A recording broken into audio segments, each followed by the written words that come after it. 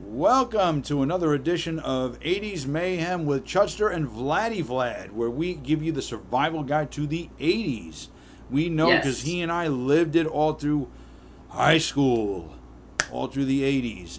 And last week I gave an account of something that I had a personal connection with, Fangoria, and it was quite lengthy and bloody at that.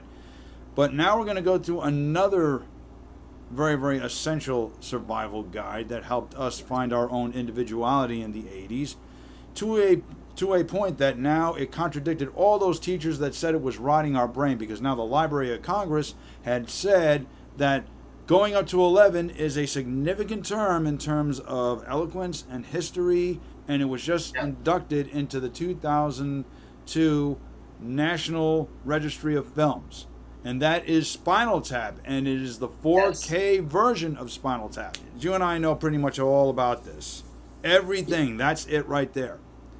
This just came out last week. And you and I actually have a little experience playing in bands. We've worked in the studio. We played live. Yeah.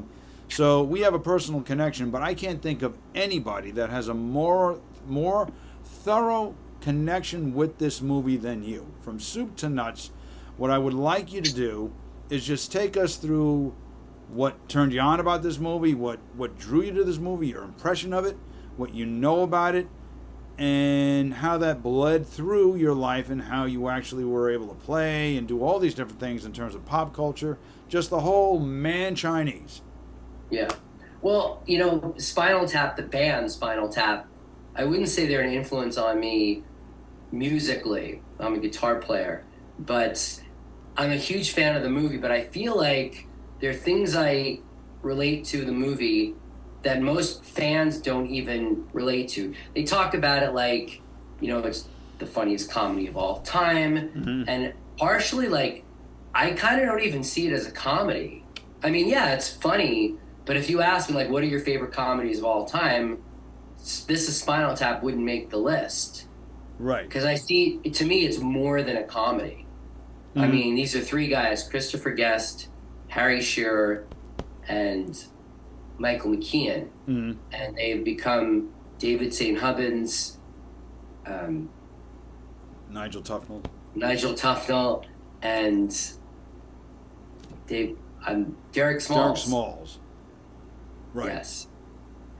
Well, and so to me, they are a real band. They are a real entity. You could probably go into the origins of the film. Actually, I found very interesting because it was supposed to be scripted, but because of the way it was, there was no way to script it. Maybe you could probably go into why that was. Well, I think that the way a show like Curb Your Enthusiasm is done with Larry David was that they basically just had like an outline. Okay, mm-hmm. You're going to walk in here, you're going to meet this person, and you're going to talk about this. And then the actors kind of improvise it. I think Spinal Tap was like that. So it wasn't like a screenplay that they were going, here's scene 1, here's scene 14 or something like that. Right. So it was mostly improvisation. Well, basically, when they were making the movie, because when, based on what I've read on the bio of the film with Rob Reiner, when they all knew each other and they were all going to school, you know, college, and then when they wanted to make this movie, it was like they were going to script it, but they just improvised everything while they were shooting it. Right, so Rob Reiner was fresh off the success of All in the Family, and he went to some producer, and they're like, we'll give you $60,000, you could write us a script. And he said, well, how about this? How about I take that money and make it 20-minute shorts, which is on, the original 20-minute short is on the 4K Blu-ray. And they took that, they shopped it around, they made it a movie. Mm-hmm. So it was released in 1982. And 1984. It was released in 1984. They made it around. I think it was shot in 82 and it takes place in 82. Right. But it came out in 1984. Right. So 41 years. This one goes to 41 instead of 40. Because one of the things that really struck me about that movie was that it had a very documentary type of feel. It was very handheldish. It was a documentary. You know, and I had read that it was based on rockumentary. And it basically parodied a lot of the famous instances in the lore of rock, like when Tom Petty tried to find his way to the stage, and he wound up actually finding his way to like a telephone station someplace or something like that, and he had to be redirected. That was a whole skit based on that. And it was very National Lampoonish, even though it's not associated with that. It has a very realistic feel to it. So I really agree with you. Yeah. A lot of rock stars from the 70s, 80s watch this and they say, I don't know whether to laugh or cry. Like, it's not funny because I couldn't find the stage either. For many reasons. Maybe they were fucked up, or maybe they were just basically, they didn't know. You know, you never really even know.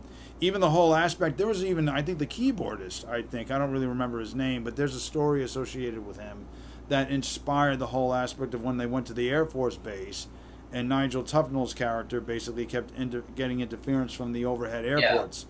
Yeah. And I think it was because the keyboardist actually played a gig at an airport, and I think they just wrote that in. Yeah, because they were watching movies like The Last Waltz, Don't Look Back from Dylan, Led Zeppelin's The Song Remains the Same, and just getting ideas from that. Even the cinematographer of Spinal Tap was the cinematographer of Gimme Shelter, the Stones. So he shot, like, when there was the murder at Altamont, the guy shot it, and he was the cinematographer also for This Is Spinal Tap. I heard, too, that he actually didn't get the humor of the movie. I think a lot of people didn't. And that's the thing where it's like, even positive reviews of the band, they'll say, it's a really funny movie, but the band is terrible. I'm like, no. It's like, that's my favorite thing about the movie. Is the band. Is the band Spinal Tap. I agree. You know, I think this album, and like, again, in 1985, I bought this cassette. This is starting my love for Spinal Tap. Precious gold, man. Yeah, and then a couple years later, here's the LaserDisc.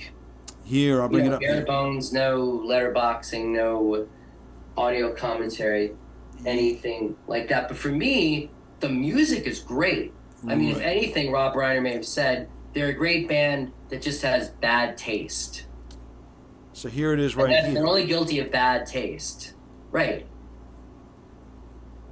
Now, this didn't really have any bonus features. It's just the feature film because it's Embassy Home Entertainment, right? Yeah, but back then when LaserDisc came out, they were all like full screen. You know, they would like pan and scan. No, you know, there was nothing in there. Then the Criterion Collection would come out, and then they were adding trailers and commentaries and, you know, making of things like that. Now, did this movie have to find its audience, or was it just an instant hit when it came out? If I didn't really cover that. I think it was a little both. You know, I don't think it was a huge hit, but I think it did find its audience fairly quickly. It wasn't like you know, like the way Blade Runner was just rediscovered 10 years later, or it's like even something like Heaven's Gate, like some Criterion version from 30 years later. Oh my God, we've rediscovered this movie. I mean, do you find that also it was kind of like an unsuspecting, or just or maybe some kind of an unsuspecting platform for a lot of other celebrities, like Fran Drescher was in it, Billy Crystal made an appearance in it. Even Dana Carvey's got a little... That's right. That's right. He plays the other mime. Bruno Kirby's in it. That's right. Howard Hessman. Yeah, that's right. And in terms of this kind of documentary feel, even like a lot of films on a lot of rock bands tend to be that way. I mean, it's almost like a funny version of The Kids Are All Right, you know, from The Who. I mean, have you ever watched that? That was another film they looked at. You're right. You know, that's a movie you keep telling me to watch. I've got to watch that movie. I've got it on DVD. Yeah, I tell you one thing, it's interesting. It's more, aside from that, the bonus features are even more revealing about that, just like with this movie. But I think that with this movie, I kind of felt like it was. I really agree that I really did like the music to it, and I found it genuinely funny in an odd way.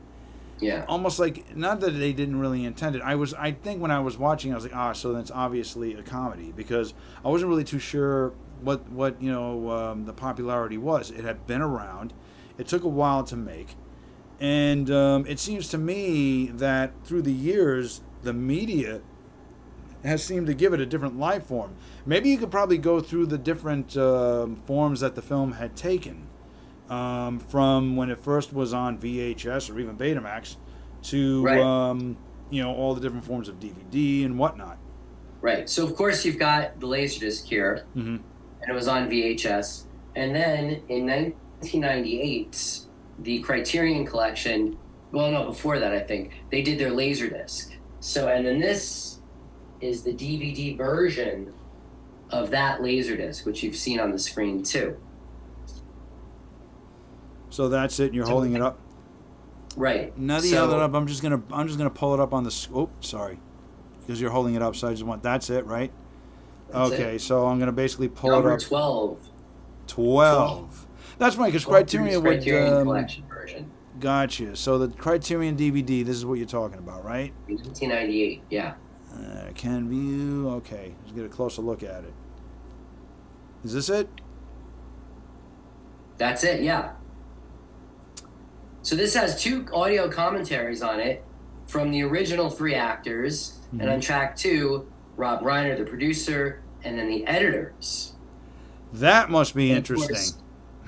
So yeah, so all of this stuff is on the 4K, but there's much more in the 4K. But I mean, I had read that it took 3 people to edit this movie. I think so. It took like 3 people to edit this movie in a way that made it, because it was all shot all together. That's like, to me, I think it's such a good movie because it's one of those things that they didn't really follow, because it's not like a major studio that backed them, is it? It was Embassy. Embassy, right? Embassy, yeah. And I guess it's Rob Reiner, so yeah, it is. I guess it is quite significant. I tend to find that Spinal Tap has taken like a certain type of a life of its own. It seems to evolve. Of course. Now, does it have more fans now than it did before, or is it the same fan base? Like, what do you see the fan base? I think it's both. I think it's old and new fans. It's like even like the Rolling Stones, where it's like you've got, the 60s, 70s, 80-year-olds who love the Stones, and then people in their 20s who love the Stones too. Right. And for me, Spinal Tap is one of my favorite bands. Even though technically they've come out with 4 albums. The soundtrack to Spinal Tap, Break Like the Wind in 1992. Then, of course, you have Back from the Dead. And you've got the soundtrack to, well, this is Spinal Tap. Well, Spinal Tap 2, The End Continues. Right. I'll pull up some of those pictures, actually, of the soundtracks, because you did send me those. Those are pretty interesting. Here's the 2000 CD. Let's see. Okay. Now, this is just all the songs they did, right? Pretty much. Right. But on this version, and it's from the year 2000, it came out, they have a song called Christmas with the Devil, which I think premiered on Saturday Night Live, like in 1984. Where else? What's that? Where else? I gotta look that up on YouTube or on the Saturday Night Live channel. That must be so hysterical. And then you were saying Back from the Dead. I think I have that. Here it is. Back from the Dead. And check this out. I forgot that it has some sort of like, you can stand these up. Is that a production stand or a display? This is the CD. Oh, those. I don't even see them, but You should. Well, we could see it. I'm making a mess here, but. Nope, I gotta get this guy. I gotta see this. We gotta see this now. Oh my God. There's Derek Smalls. David St. Hubbins. Nigel. There's Nigel. Where's the drummer? Well, the drummer probably blew up, right? Yeah, well. And what's interesting about this, it had 2 discs. One is the actual CD, and it's comprised of like songs they redid from the original first album and some new stuff. And the new stuff's not that great, but there's a song called Warmer Than Hell. It's awesome. But a second disc is a supplemental disc of them doing video commentary of the songs. And it's fantastic. And skipping around a little bit, but in the year 2000, though after they did the Criterion DVD and LaserDisc, they came out with this, which we've seen on the screenshot. Mm-hmm. The great thing about this is audio commentary with Spinal Tap. So Spinal Tap is watching the movie, not the actors, not Christopher Guest and Harry Shearer and Michael McKean. The actual Spinal Tap guys are watching this, and they're talking about how it's such a hatchet job. And here's the thing. You mean they're in character?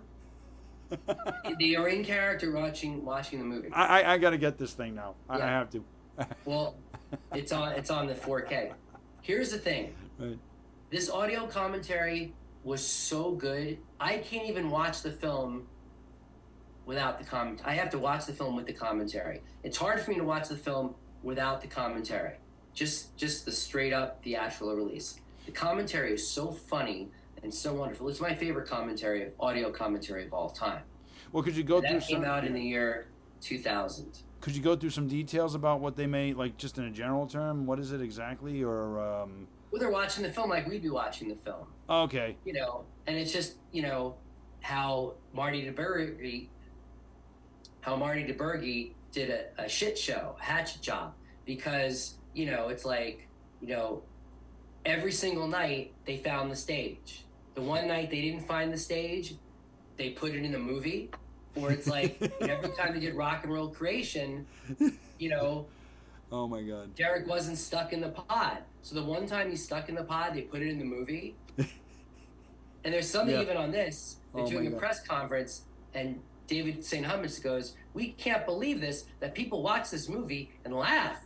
So that's kind of the canon of Spinal Tap, the band, is that they regard this movie as a piece of shit, as a hatchet job, to make them look bad, to show the boo-boo on their lip, which, you know. But that's comedy genius. I mean, the whole thing with Stonehenge and the whole design flaw that just made it like, make it like, you know, instead of like, you know, 18 feet, it was 18 inches.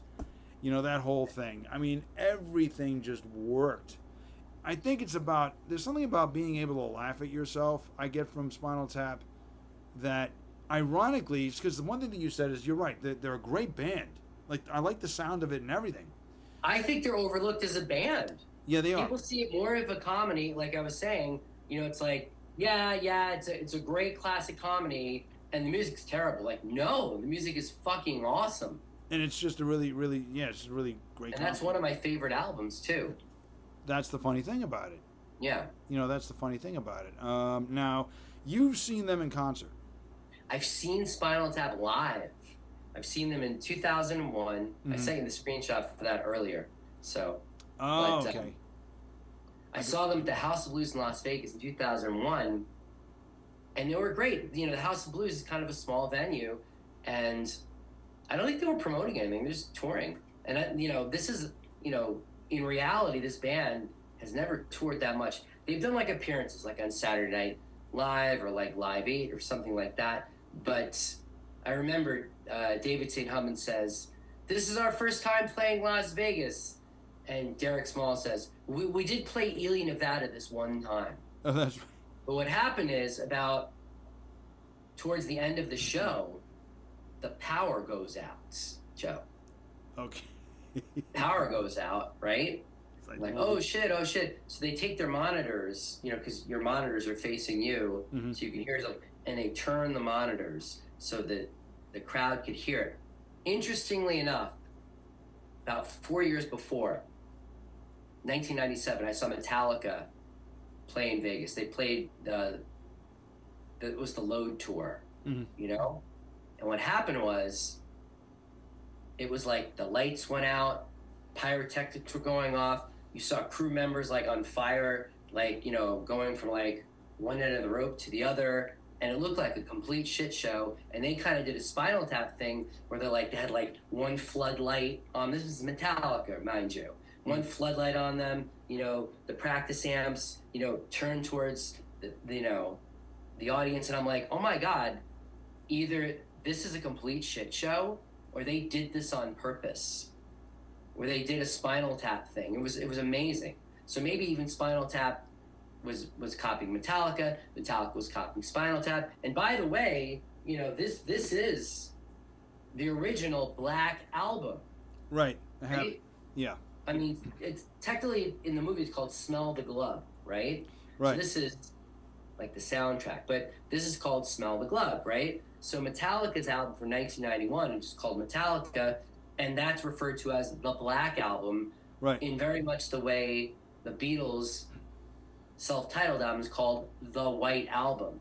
So it doesn't say The White Album or The Black Album on it, but interestingly enough, after you had Spinal Tap, and you had Metallica, then Jay-Z, I can't remember the year, like 2003, I think it was, He had an album called The Black Album, but he called it The Black Album. It's got 99 problems on it. It's a good album. It's a really good album. Well, so Spinal Tap kind of influenced black albums, black album covers. Yeah, that's true, because it was long before Metallica. Don't forget that, Spinal Tap was also at the Queen tribute concert. And they right, and Metallica. I think Metallica was there, and David Sedgwick goes, excuse me, where did you get this idea for a black album? Like, we did it first. Exactly. They're like, we got a bone to pick with you. They came right up to him. They did the whole shtick, man. And I remember James Hetfield was cracking up.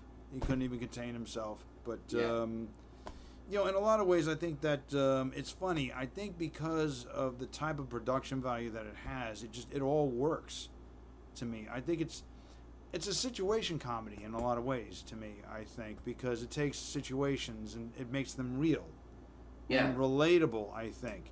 Once again, I think, and maybe you might agree with this, I think it relates to those times in life when everything is planned and everything is supposed to go well and it just does not work. Yeah, that's life. It's like it just does not work. I mean, in a lot of bands, like especially in my second band, and it was like high in production. There were times when we would play, always would bring our own sound equipment, and God forbid he would forget, like let's say, like some kind of module or something like that. We were fucked. We would have to either use the equipment that they had, and it just basically you just deal with it. You just deal with it. And there are many times where I think the whole thing when Nigel is actually, at the Air Force Base, I think that's based on what happened with the Grateful Dead when they played Woodstock and the airplanes were flying overhead from, I think, Westchester Airport, and he was getting interference. I think they probably drew from that. And that's the thing. It parodies real-life instances in rock. Now, do you think that that's probably the lasting kind of like glue that keeps a lot of people into it? I mean, I think it's just very real, right? It's just a very real... I think it's a great movie, and I think that you don't have to like rock music or even like their music to appreciate the movie. Yeah, that's the ironic thing. It's just I always say a good movie is a good movie. It doesn't matter what it's about. Yeah, I agree. Like, what are some of the things that usually come out of the serious commentary, like with Rob Reiner? Like, what's his overall view about the movie? Like, they were just talking about like the history of it. Mm-hmm. But what's even better is on this 4K, there's a 30-minute interview with Rob Reiner and Patton Oswalt. Wow. So they talk about that a lot, I can only imagine. And, just it all came together, right? I mean, it wasn't like anything like pre-scripted or anything. I guess I think scenarios were, obviously you have a band and they had to come up with music. So the music itself was real. And what's cool about like the soundtrack is that like in the movie, from start to finish, the whole movie's 82 minutes. It's an hour and 22 minutes. So you're getting, when you see them playing live, you're only getting like maybe half the song. Mm-hmm. You're getting the gist of the song, the chorus. But here, you're getting like the whole song, all the songs from start to finish. And that's why it's so great, because the songs really are great. When did you first see the movie? Probably on HBO or something like that. HBO. Right. Yeah. And I don't remember seeing This is Spinal Tap in the theaters. No, me neither. I think I rented it on VHS. Because I kept on hearing about it. Well, on cable, we used to just VCR tape everything on cable. Yeah. I'd love to find that VHS copy. Yeah, Embassy Entertainment. And then, like what I burned, like off. They didn't use that term back then, like burn a VHS tape, but. Yeah, onto like a DVD or something like that. What resonates with me is just overall the documentary feel, the way it was made, and listening to it and watching the movie. Whenever I talk to anybody else in a band, it's always the same thing about, going up to 11. It's the same thing as like in Jaws when, Roy Scheider came up with the whole thing about we're going to need a bigger boat. It's like everybody uses that line too. Just like with like these go up to number 11. It's like basically it's like one of those things. It's like a signature thing with the movie, or like when they're looking at his guitars, when Nigel's guitars, and that one guitar's all wrapped in plastic, and he's like, "Oh, could I? Oh, Don't no. touch it. Don't look at it. Don't point." You've seen enough of that. It can't see the light of day, like, or things like that, and all the mannerisms on stage. When you get like things like songs like, or even when they were reading the reviews and the way they reacted to the reviews, sounds a lot like the commentary that they do with Spinal Tap. Yeah. Very, very similar. Now, what about the Shark Sandwich had a 2-word review. Shit sandwich. This is Brain Hammer, Shark Sandwich, Intravenous to Milo, Break Like the Wind. Break Like the Wind. Oh, this is called the official Spinal Tap, the official companion. So this is just sort of like A to Z. So pick a number. Pick a letter, Joe. Let's see. T. T, let's see. Let's see what the Spinal Tap Dictionary says about T. 10 Commandments of Rock and Roll. Yeah. St. Hubman's, number 1. Rock and roll keeps you young, but you die young. Right. Derek Smalls, number 2. Don't covet thy neighbor's guitar. St. Hubman's, number 3. If it's too loud, you're too close. Yeah. Okay. Derek Smalls, number 4. Right. I feel like the David Letterman top 10. Number 4. If you can read this, you're too close. Okay. St. Hubman's, number 5. There are no more commandments. Smalls, number 6. Memorize previous commandments. Here's another thing I always wanted to ask. What's your favorite? It's probably, maybe you don't. You like the whole movie, but what is your favorite part of that movie? God. Without even thinking, I mean, just the music part of it. The musical part of it. Well, yeah, I would say. And just the history of the band, like even the reviews, the bad reviews of the albums, just to be able to see the albums, and they had this whole history, because you can look up it online. You can see like track listings for albums like Smell the Glove or like Blood to Let, like albums that don't exist, but that exist in this alternate reality Spinal Tap universe. Yeah, kind of like the Marvelverse in a lot of ways, but this is Spinal Tap. And I wish Spinal Tap really did exist to the extent where all those albums really do exist, instead of just being these imaginary albums. Well, one of the ways that they parody things, let me just pull it up because it is a pretty good discussion. It's like, they keep the lore of the comedy with the promotional value of what they put out. Yeah. The Flower People Conference. These are like, let's see, 4 music videos. Now this stuff is on the new Criterion 4K. It is. These features. Well, now, actually, one thing you could probably go into, John, is like, what is it? How does it look like in 4K? Like, what was your view? Was it something really like, wow, or like, depending on the age of the film? Right. Well, I think being that it was filmed in '82, released in '84, and it has a documentary feel, there is this kind of graininess. It's not like watching Blade Runner or watching a Marvel movie or watching 2001: A Space Odyssey in glorious 4K. So it is kind of grainy, but the sound quality is excellent on the 4K. It's remastered, director approved, Rob Reiner on the 4K, and the colors are brighter, and the sound is amazing. Well, no, I agree. I mean, there is a difference. I used to think that like Blu-rays would knock my socks off, but then when I heard the 4K, it's actually much more. It's like looseless. That's probably like what looseless audio is. But I always have this thing where we've talked about before. It's like, how many times am I going to buy the same movie, right? So it's got, I've got the DVD, got the new DVD, got the Blu-ray. Now I got the 4K, It just keeps going on and on and on. Well, you know what it is, John? It comes out. And you really don't, I mean, one of the great things, the great thing about having all of that is you can always see it. Like, it depends on your player. Like with a 4K, you can watch all of those except for, obviously, the LaserDisc. Yeah. I always wondered, I guess a LaserDisc must be something like 480p, I guess. Is there actually? Yes, probably 420, probably like 420. But back in the 80s, I think 420 was like, and it's better quality than VHS. Yeah. Betamax is better quality than VHS. Yeah, maybe not by that much, but the tape it was is definitely thicker. a step up.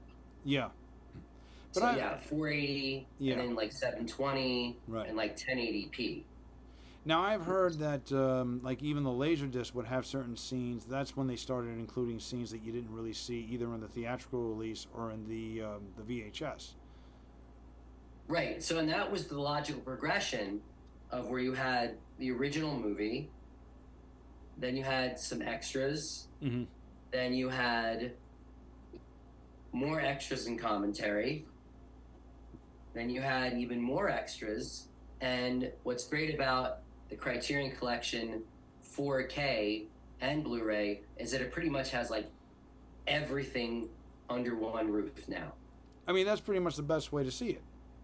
Right. The only thing that I think this doesn't have, because I looked through them quickly, is that I don't think that it has the interview with Nigel Tufnell about Stonehenge. Really? It's a National Geographic interview with Nigel Tufnell about Stonehenge. I don't think that's on here. But this has so much stuff, so let's take a look at it. So this is the unboxing. Yeah, let's see what it looks like, because I don't have any pictures of that. That really looks cool. This is the 4K. This is the Blu-ray of the movie. Okay. And then all of this is the Blu-ray supplemental stuff. And you see that looks like Stonehenge right there. Right. We've got this really cool booklet. The Criterion Collection always has these really cool booklets. Yeah. They make. And this is very extensive, too. And you can see Polymer Records presents Smell the Glove. Let's see, what else do they have here? Got some nice stuff. But anyway, what's great about this is that it's got this 4K release, this new 4K release 2025 has the original 20-minute short. Right. It's got like about another 90 minutes of deleted scenes. And one of my favorite things is from Rake Like the Wind, it's got that hour-long video commentary about the songs from this album. So my favorite commentary is the Spinal Tap commentary. This would be my second favorite. So there's like maybe like 4 hours of material on here. Get it if you're a Spinal Tap fan. I have a couple of 4Ks. This is only the second 4K disc I've ever bought. The first one was Alien Covenant. And then I acquired them and gotten them as gifts and things like that. But I mean, like this was like $34.95 on Amazon plus tax or whatever. So it's totally worth getting. So if you're a Spinal Tap fan, can't live without this. Best way to watch the movie. It's got pretty much everything you want Spinal Tap from all these separate discs in one package. Yeah. I mean, considering the fact that, you know, if you bought that on, let's say, VHS when it came out, you probably pay like $70 for it. And that has so much more. You know, but we weren't thinking about that back then. That's a funny thing. No, we were lucky to have that back then, right? We were lucky to have it. But oh my God, I bought Platoon on VHS for $99.99 or something. Yeah, yeah. Or like, I remember what was it, Terror in the Isles. It was like $74. You know? And it was totally worth it. Yeah, it was. It was. One of the last points I really want to bring out, because it deals with the evolution of it, the life it has taken on home video. Yeah. So this is one of those movies that has taken a kind of a life of its own on home video because of the kind of movie that it is.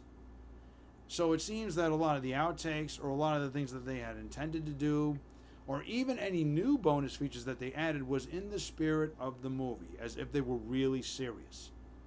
Right. Well, there's two aspects to that, Chudster. There is the, hey, I'm the director, hey, I'm the actor, let's talk about the movie. And then there's this other side where it's like, hey, we're the real characters. I mean, Spinal Tap and Marty DeBurgi were on Jimmy Kimmel a couple of weeks ago. That's right. And they played Big Bottom. Yeah. And they weren't doing like a back and forth, wink, wink, it's really me, Christopher Guest. You know, it's like they were just going on as the characters. So there's it's like there are these two entities to Spinal Tap.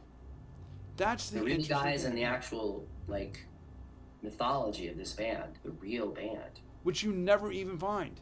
You really just don't find that anywhere. Like no, you don't really find where totally original. Like this, like when they come on, the only thing close to that was really based Kane Hodder as Jason when he came on Arsenio Hall. I think that was it, and he came as like the whole Jason thing.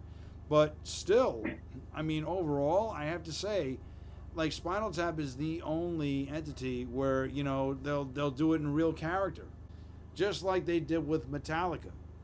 When they were backstage, that whole thing that was so funny. I have an interview in Guitar Magazine. I should have looked for that too, with Spinal Tap.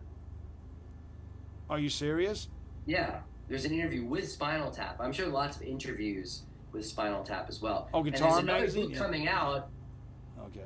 And you can send us the book if you want. It's called A Fine Line Between Stupid and Clever. So I think it's similar to this book, and it's like both. It's got like it's like two different sides. So like half the book is like a history of the band, and like the other half is like how they made the movie. And that's coming. That's out already. Right. See Let's get my hands on that copy too. See it's like the merchandise, like Spinal Tap with merchandise is a lot like Star Wars and merchandise. It took a life of its own, like an unexpected turn, and it has a certain value that kind of transcends what a lot of other films that probably are like top tier would probably even be able to do. Even films that do very, very well, if they come out with merch, it's so pretentious you wouldn't bother buying it. But if it's a film that probably isn't very, like, I mean, hell, even like Jaws the Revenge, I mean, the freaking LaserDisc is like a holy grail of collectibles, right? I mean, I found it at a record store. It was like $79. Are you saying? Oh my God. And it was like one of those bare bones MCA releases. It wasn't signed by Lorraine Gary or anything like that. No. Right. That's weird. I mean, but still, that just goes to show you, that people really revel in it. I mean, even when I went to the Alamo with my friend Brian at work, the V8, they have a VHS where you could take out from Mondo Kim's video, which was a famed collection. So there it is, but it's really not what it was when Mondo Kim was open. But still, people revel in that novelty, and I think that Spinal Tap has a certain novelty that just doesn't get old. And what's so ironic is that it's a joke about them, and it just works. It just works. But that's the thing. I don't see it as a joke. Yeah. It's a great movie. You see, people love this movie because they think it's just this amazing comedy, which it is. But I don't see it as a comedy. I see it more of like, I love this band. Right. Whether they're real, whether you consider them real or fake, I love this band, and this is what I love about the movie, and I love Spinal Tap. That's something that I overlooked, because I agree, because the music is well produced. It sounds really good. It does really sound really good. Hellhole, Tonight I'm Gonna Rock You Tonight, Big Bottom, Sex Farm, Cups and Cakes, Stonehenge. Yeah. Rock and Roll Creation, America. These are great songs. Yeah. Listen to the Flower People. Yeah, exactly. Well, what would be your closing thoughts about the 4K? What is so vital as a survival guide through the 80s? What makes the 4K version of Spinal Tap that essential survival guide through the 80s? Well, because it has so many great elements to the 80s. Yeah. It's a movie from the 80s. It's heavy metal. Mm-hmm. It's a great band. And you've got pretty much everything that's been released singularly on a DVD or Blu-ray. There have been different iterations of these movies coming out, and now it's practically all under one roof right now. Right. So, for the original Criterion, you had a commentary with the actual actors. Mm-hmm. And then here you've got a commentary with just the band. Mm-hmm. Here you've got a commentary with just the band. And now you've got 3 commentaries on this. You've got the actors, the band, and the filmmakers. 3 audio commentaries. Awesome. So for an 82-minute movie, you've got a lot of hours here that you can spend. You could spend all day perusing all of these things and just watching a killer movie.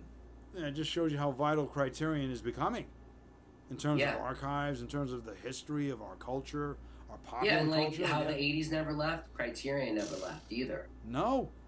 They're just different forms. You know, it used to be like LaserDiscs, then DVDs, Blu-rays, and now the 4K as well. So, Vlady-Vlad, in terms of the 80s, would you agree that essentially Spinal Tap is that one survival kit through this nuclear age, through the DVD and the LaserDisc, which are all worth having? So I'm going to basically say, my closing thoughts are that if you have all the versions like someone like Vladdy-Vlad has, it is worth keeping, because these are basically passages in time. Oh yeah, I mean, like you can see like my history, you know, and I'm even surprised myself at how much Spinal Tap swag I've got, you know, which is awesome. It's really worth having. It really is worth having, because and without even thinking about it, like, wow, I must really love this band. I mean, I guess I can say I love the band more than the movie, if that makes any sense. It does, because that's the other half of what makes it entertaining. It sounds good. You know, it's funny, I never really thought about it. I guess I took it for granted because I agree. I'm not just saying, yeah, that's right. I really do feel that way, you know. Yeah. It was something that was well thought out, and I think it's very original in that respect. It's based on what happened to other people, but nobody has ever taken that and made it and gave it a documentary feel that was kind of handheldish and the lore that comes with it are all the people connected to it who went on to be really big stars that make appearances in the movie, and just people always remember it. And like I said before, you know, the Library of Congress basically took the phrase of these go up to 11 to be something aesthetically and historically significant in popular culture, American popular culture. And it was entered into the National Film Registry as one of the essential films. Because it's not about being an A-list, because it's an A-list picture. It was really a good idea, and it became a good movie, just like you said. A good movie is a good movie, which I think couldn't get better than what Vlady-Vlad said. It is the truth. Yeah. It is the ultimate truth. So, if you agree, definitely, if you have any highlights that we didn't really cover about the 4K, we'd be glad to know. Leave a comment in the comment section, and definitely contact us with all our pages, all our different media platforms are all listed. If anything, thank you very much, and thank you very much, everyone. Be on the lookout for our next survival guide. We will keep you in suspense. But until then, remember, the 80s, as John Carpenter had said, has never left us. They are still with us. And we are here to help you get through them. We are here to help you. Peace out, everybody. Peace out. Rock and roll. Heavy metal. You know it, buddy.